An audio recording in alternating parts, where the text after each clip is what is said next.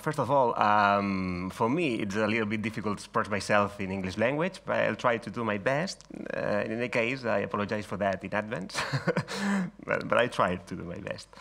Well, my name is David. I'm a post-production manager from Salvados. What is Salvados?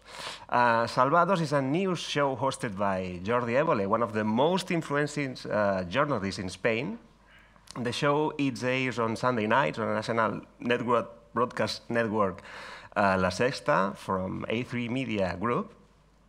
And at the first, the program was a mixture of daring and ironic reports, which took reality with a touch of humor, with the target of entertaining. And the show was an immediate hit. Through 10 years it's been on air, the show has gradually left its comedic tone and started focusing on news, recent or ongoing events, appealing to a wider audience. Right now, as you can see, 3 million people watch the show every Sunday night, and it's the biggest hit on the channel. As the result of these changes, the show has managed to get famous people, such as presidents of governments from all around the world, former politicians who were facing several accusations of corruption, international political and social celebrities like Julian Assange, Varoufakis, Hervé Falciani, Roberto Saviano. And, well, let's take a view of the video. Señor Pablo Crespo, ¿es usted un corruptor? No, en absoluto. ¿La industria farmacéutica se inventa enfermedades? Señor Assange, ¿cómo deberían gestionar los estados la información que tienen para que Wikileaks no hiciese falta que existiese? I'm thinking about the answer. ¿No hubo juicio del accidente del metro de Valencia? No hubo juicio. ¿Tú te has encontrado con personas que se hayan sentido coaccionadas? Sí. Señor Fancotino, no tiene nada que decirle a las víctimas. Señor Falciani, ¿usted es un héroe o un ladrón? ¿Tiene que seguir en prisión a Arnaldo Otegi? Léame los ojos. En Finlandia, ¿qué porcentaje de escuelas públicas hay? 98%. ¿Creéis que vais a cobrar la pensión? Yo estoy convencida que no. ¿Cuánto dinero tenías en preferentes? Mucho. ¿No tendría que haber habido una autoridad que hubiese dicho no se sigue comercializando esto? ¿Cómo es que usted indultó a Jesús Gil? No tengo ni idea. Que me estoy dando cuenta que me quiere llevar al huerto y ese huerto no me gusta. Y le explico. Hombre, No sé. ¿cómo puede pensar Pues eso? No, hombre. A veces me enredas, Pablo, y no me contestas. Yo no sé si tú tienes algún tipo de temor de decir, oye, igual esto lo tenemos que rebajar de cara a las generales. ¿Pone usted la mano en el fuego por el señor Rajoy? Esto de la mano en el fuego es una pregunta trampa, ¿sabes? Entonces, Es una pregunta. ¿El único problema para no haber hecho carrera militar es no haberte dejado meter mano? Sí, claro. ¿Tú me sabrías decir el nombre de las personas a las que mataste? ¿Usted cuántos años lleva aquí en Melilla? Yo llevo 4 años aquí. Y cuando ve una situación así, ¿qué piensa? Pienso que esto es una pena. ¿Usted manda menos que un banquero en Grecia? ¿Usted ha podido cumplir su programa? No. Escuchar a un presidente del gobierno diciendo fracasé empieza a ser una cosa tan rara. Well, what does represent Salvados in Spanish television, in the Spanish society? One of the most notable episodes from Salvados was about Valencia's subway derailment from 2006. 43 people died. The show uncovered several irregularities around the incident and manipulation from the government of the news about it. The episode reached more than 3 million people and originated public mobilizations that led to a reopening the investigations. And right now, some guilty people are in jail as a result of this episode. But probably the most incredible success for our team was Operación Palace Operation, a fake documentary about attempted coup of February 23rd in Spain in 1981. This experiment broke all Vivan records. Near 6 million people watched the show and caused a huge stir on all statements of society.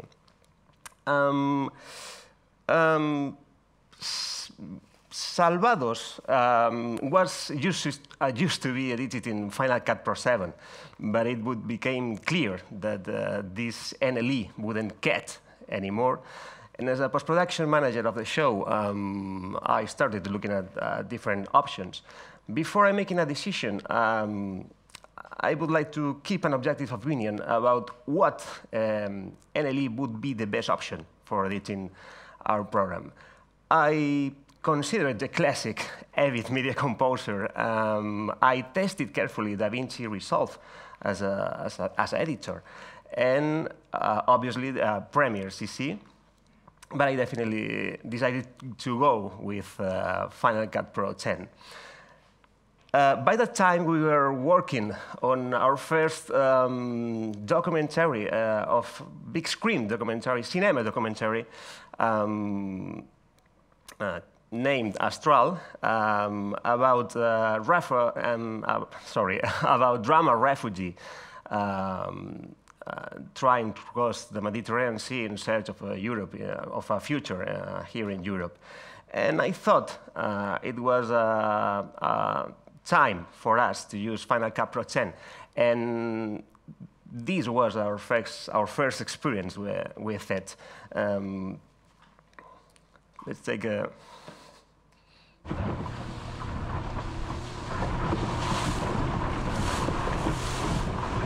Dessus. Tu vois, il est. It's too hard.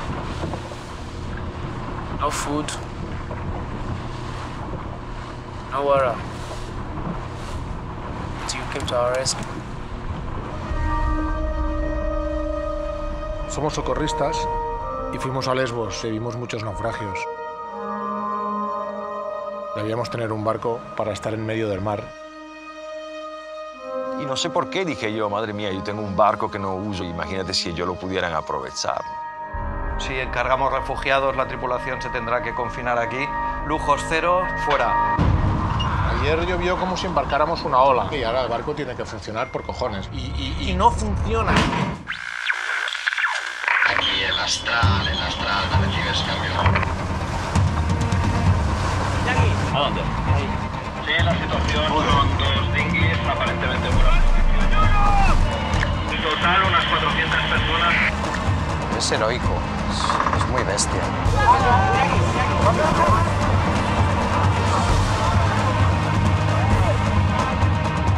Los mismos que Lesbos. I went through hell. How peaceful. Well, as I said before, this was our first experience with Final Cut Pro 10. Why Final Cut Pro 10? It's simple. Because it's cheaper, it's easy to use, it's intuitive, and for me, for my experience, it's like 100,000 times faster, for sure. Final Cut has some unique tools that speed our editing and our delivery process. In fact, I'm clear that I would have been able to do one of our biggest, latest episodes, a 60-minute program that was recorded in the morning at 9 a.m. and had to be on air by 3 p.m. And it was edited in a hotel room near the set of the interview. We were running against the clock. So we used a simple setup, and we had to watch it, we had to cut it down, we had to switch the angles, turn over the sound in 3 hours. It was a challenge for us. And we worked with Canon C300 Mark IIs, and the first thing that I do to cover our backs was transcode all the footage to make sure that nothing would fail. Everyone knows that native ABC Intra is a problematic codec for editing, and I'm very comfortable working with ProRes codec. In fact, I am a big fan of all ProRes family. It was more than 1 hour and a half of continuous recording with 3 cameras. But I thought, well, it wouldn't hurt to spend some time making proxies, better safe than sorry in that situation. And it was amazing. It was amazing to hit the play in the hotel room with the director, with the writers, and edit while we're watching the show. We're watching, switching angles on the fly, even trimming on the fly, without stopping. With another NLE, probably we have to stop to make the changes. And as I said before, it was an amazing experience. There was another little thing that helped us in that case. I'm sure most people here know about it. But well, for grading, we normally use we normally send all material from Final Cut Pro 10 to DaVinci Resolve. The communication between them, as we can see, is awesome. It's fantastic. But in this case, we couldn't. We have no time. We have no DaVinci Resolve. Our colorist is a French man who was spending the weekend in Paris. And I thought, well, we could work like this. As soon as I get the footage, I'll send you a self-contained library with a sample of each angle, and using with transfer or something like that. And you send me back the self-contained library, graded with the tools, with the color tools of Final Cut Pro 10. And then I just have to copy and paste the color attributes in each angle of multicam inside the angle editor. And it's incredible. The whole program graded without rendering. And it was 1 p.m. and we're finished while maintaining our high standards of quality. If you think about it, it's crazy. For me, it's crazy. Well, my favorite Final Cut Pro 10 features. There are some specific tools in Final Cut Pro 10 that would benefit from. We use several types of custom smart collections that help us automate the organization process and allow us to filter and find the media very quickly, like no other NLE can. For example, we use a smart collection for all motion graphics. With the filter, text includes GFX. Every file generated by Motion or by After Effects or something like that has the word GFX includes in its name. Using this filter, the motion graphics automatically are organized in Final Cut Pro 10 library right after the import.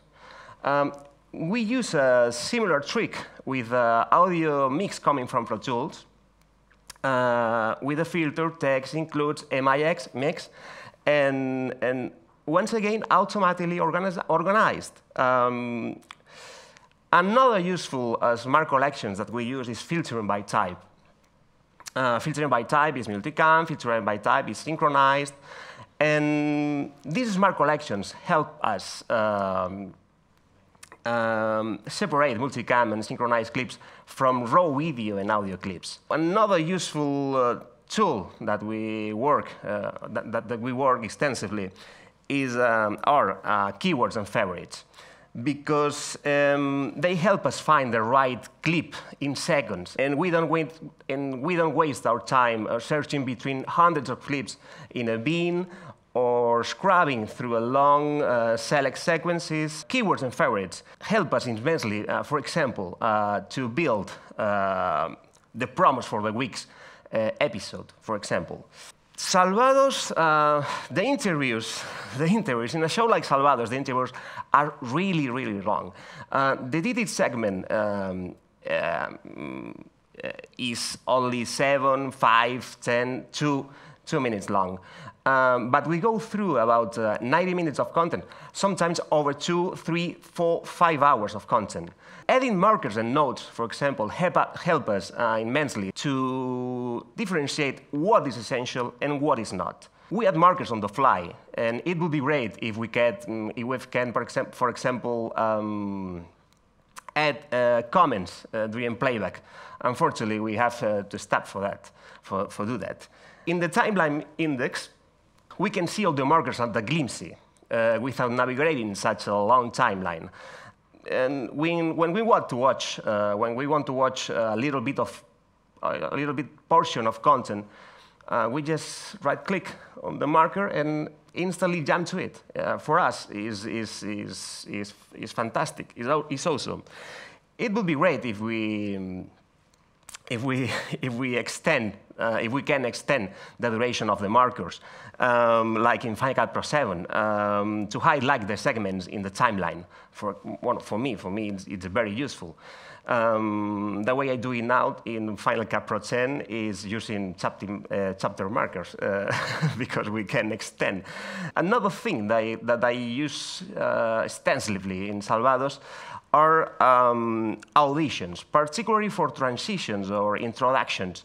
Having multiple picks hidden inside a single shot help us immensely to find the best shot, the best option very quickly, in seconds. In another analysis, you have to create new video tracks for different takes, turn on, turn off, deal manually with the duration changes, which is, for me, for us in Salvados, is a tedious process.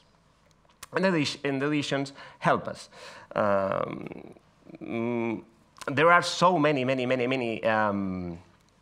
another powerful tools in Final Cut Pro 10, and most people here know about it. But we are currently considering to implement third-party apps, like, for example, Lumberjack, that take an advantage of on a unique metadata capabilities of Final Cut Pro 10, for example. But in the future. Well, our collaborative workflow, the complicated question. We use Final Cut Pro 10 in a phased environment. So I tried to keep things simple and avoid complicated workflows. Our collaborative workflow is pretty straightforward. We have a master library, which we use as a template. For each sequence of the episode, the editors duplicate and rename the master library and start working. Easy. Certainly, we could ask for better collaboration in Final Cut Pro 10, and hopefully that will be addressed in the future. Don't know. And also, in terms of performance, the collaborative workflow is very demanding for the software. And especially when you work with a team of 7 editors and complex multicam projects with 5, 4, 6 angles. And most servers have difficulties dealing with that. And that's why I call LumaForge for running some tests at our facilities. We right now have 24-bay QNAP. And the result hasn't been great after all. And with the LumaForge system, we noticed a better performance. That's why we are switching to implement LumaForge system in the future. I can't wait to put it on a test in Salvados. And hopefully it will allow us to focus more on our projects and instead of so much troubleshooting or figuring out workarounds. And that's all. Many thanks for letting me speak to you today.